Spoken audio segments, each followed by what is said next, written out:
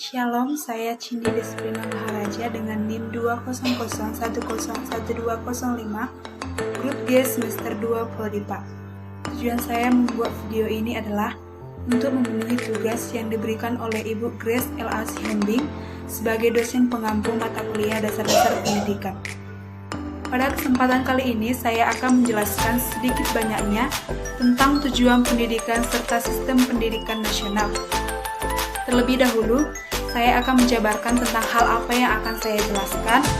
Dan yang pertama yaitu pengertian pendidikan, fungsi tujuan pendidikan, klasifikasi tujuan pendidikan, pengertian pendidikan nasional beserta dasar dan fungsi pendidikan nasional, tujuan pendidikan nasional, jalur pendidikan nasional, pengertian sistem pendidikan nasional Indonesia.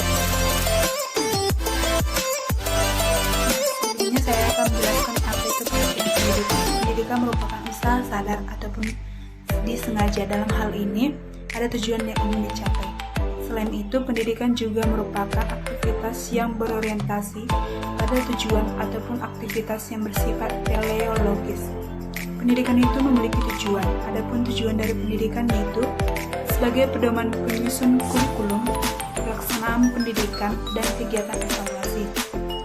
Tujuan pendidikan, kurikulum, proses belajar dan pembelajaran, serta evaluasi pendidikan memiliki hubungan yang tidak dapat dipisahkan.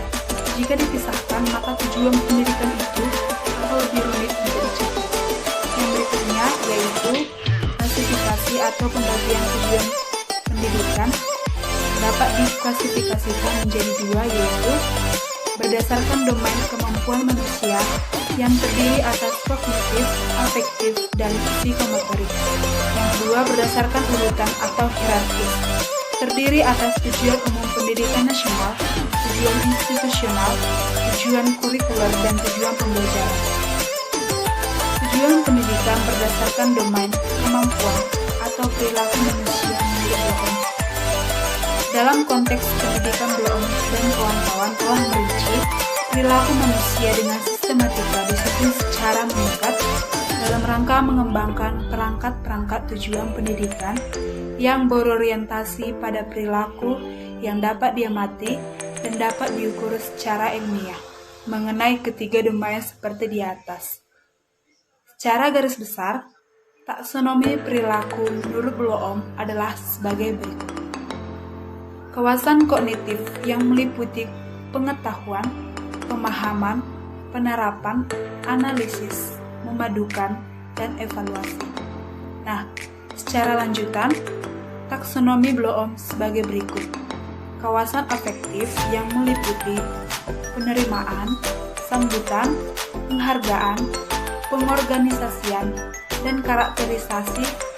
Kawasan konatif yang meliputi gerakan jasmani biasa, gerakan indah, komunikasi non-verbal, dan perilaku verbal.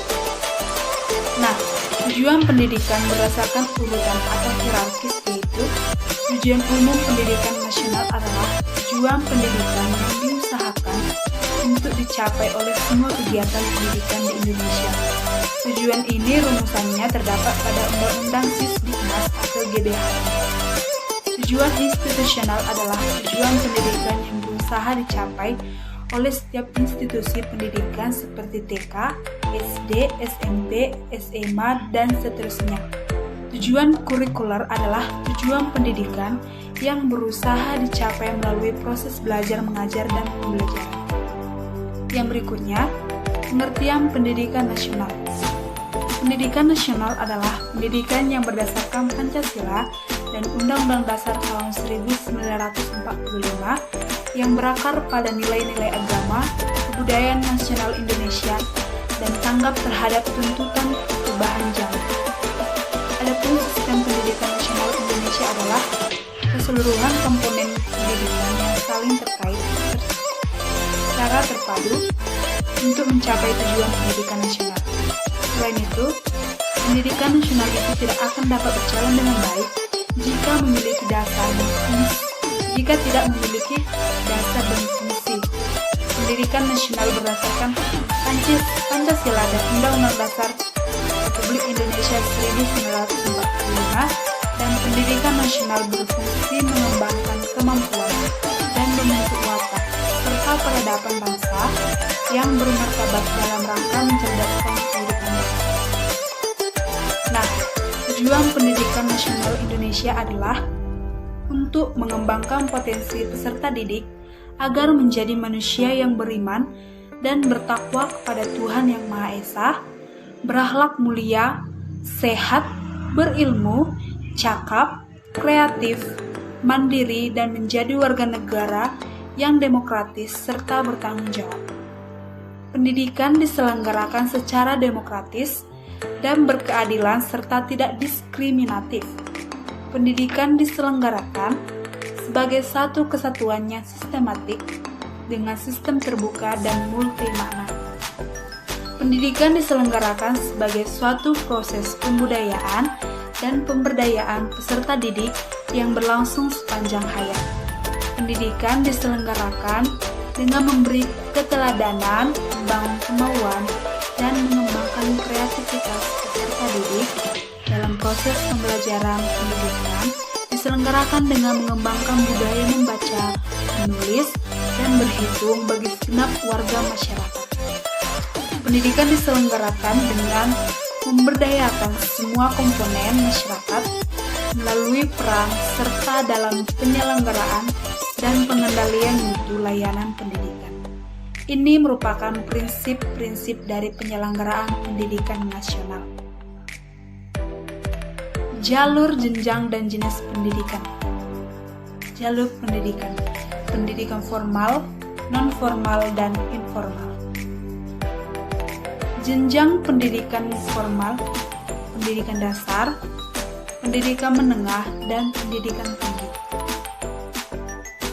Jenis pendidikan terdiri dari umum, kejujuran, akademik, profesi, vokasi, keagamaan, dan khusus. Jenjang pendidikan nasional adalah tahapan pendidikan yang ditetapkan berdasarkan tingkat perkembangan peserta didik, tujuan yang akan dicapai, dan kemampuan yang akan dikembangkan. Nah, di sini saya akan menjelaskan tentang pendidikan formal. Seperti yang kita ketahui bahwa pendidikan formal adalah pendidikan yang berasal dari sekolah. Yang pertama, pendidikan anak usia dini yang diselenggarakan sebelum jenjang pendidikan dasar. Namun pada jenjang PAUD dapat diselenggarakan melalui jalur pendidikan formal, non-formal, dan informal. Yang kedua, pendidikan dasar yang merupakan jenjang pendidikan yang melandasi jenjang pendidikan menengah.